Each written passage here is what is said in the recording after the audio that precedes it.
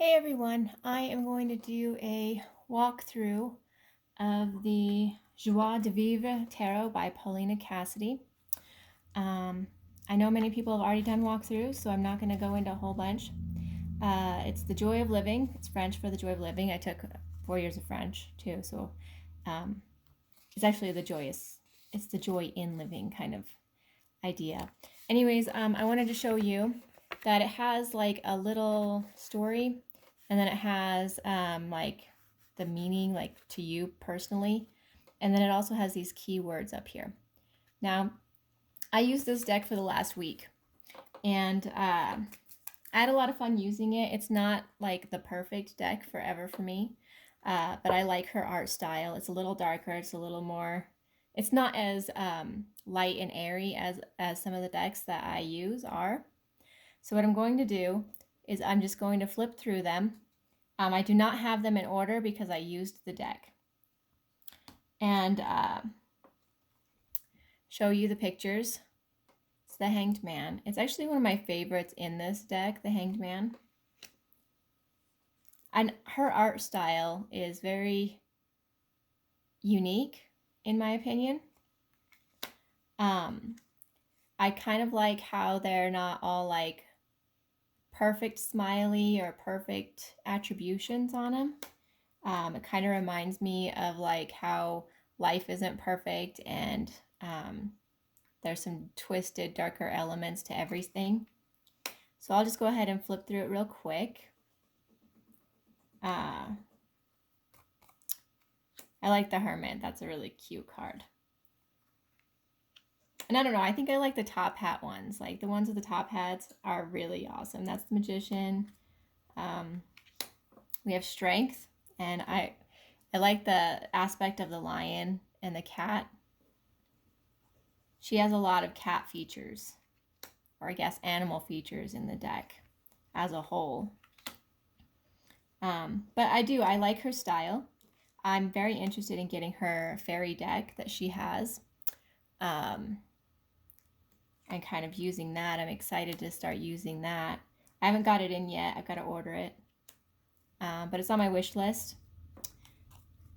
And like I said, I used these for this last week. Now, one of the things that I noticed about this deck is that as a weekly or as a daily reading, because of my time constraints and because of this is the first time I've done anything like this with a deck. Like I read tarot, but I'm just learning, and I've only been doing it for a few months, and I really enjoy it, but I'm still learning all the cards. I'm still learning what things mean and how to see things in the cards, so to speak. So when I was reading through this deck for the entire last week, I did 6 days of it, so almost 7 days, so almost a whole week. But I liked the stories on the cards, but the aspects that's supposed to like pertain to the day didn't really work well for me.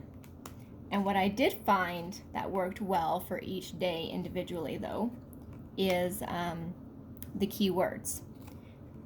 And I'll show you what I did with that as soon as I get done walking through this.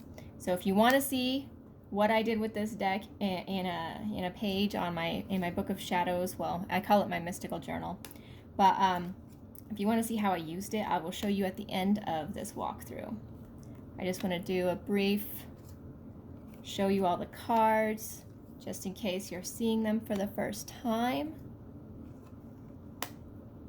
And 8 of coins. I always get this one mixed up with the Magician. I don't know why. I guess it's like the hat and the potion that he's brewing and stuff like that. I always think of the Magician even though it's not the Magician. There's the sun on the seahorse. I like that too. I don't know. I like this art style. Her art style, Paulina Cassidy's art style, is very twisty, flimsy, or not flimsy, but whimsy. It's a twisted whimsy kind of feel to it, and I think I like that because it definitely has a fae aspect or otherworld aspect to it. I mean, how could it not, right? That's the Fool.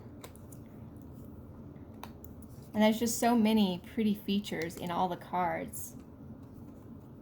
and I like the light coloring. I don't like really, I can't say that I don't like it, but the bolder colors I have a hard time with. Like if there's too much bold color on a card, I have a lot harder time reading them than I do just like these soft colorings. I like the soft colorings. They're sweet. They almost have like an innocence to them, even though they're not very innocent as cards go. You know, they have a lot going on and a lot to read into. I mean, there's the Emperor. There's a lot you can read into it if you really sat with the cards and did meditations and stuff like that, which I did not do. I just didn't feel the need to do that with this deck, not yet anyways, and maybe I will one day, but not this time. This time I just focused on keywords and daily features of them. And oh, the Nine of Wands. I like this one too. I don't know. Some of them are really funny to me. Some of them are kind of sad looking to me, even though I don't think they're meant to be sad. The Tower. I can't say that this one's my favorite card. It's probably one of my least favorites in the deck. I can't really tell you why. Like it doesn't have like a negative aspect to it necessarily. I mean, here's these butterflies that are helping her, you know, stay up, to not fall, to, you know, break her fall, so to speak. So I guess it really should be my least favorite card, and maybe that will have more to do with my shadow self. Isn't that what they say, that the cards that you're put off by the most are the ones you should work on for your shadow self? I haven't gotten to my shadow work yet, but I'm doing research now. But this Paulina deck might be good for shadow work. It's possible. It's got that little darkness to the innocence, which is, you know, both faces of a person.